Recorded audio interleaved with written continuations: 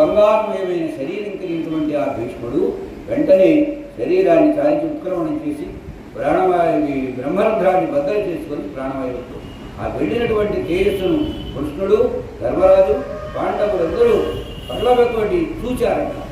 అటువంటి మహా సత్వవంతులు ఆయనకున్న దోషం ఏమిటంటే బ్రాహ్మణ ద్రవ్యాపహారమైనటువంటి దోషం.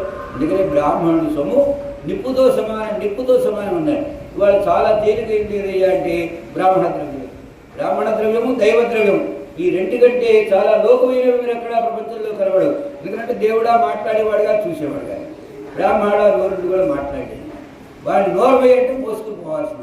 అందుకని లోకం చేస్తే అయినా శాస్త్రధర్మమే మనకి ఈ కథలన్నీ ఏం చెబుతున్నాయంటే తనదైనటువంటి గోవును దానం చేసి మళ్ళీ తన గోవులలో కలిసినటువంటి దోషాన్ని తాను గమనించగా అదే గోవును మరొకరికి తనది కాని వస్తువులు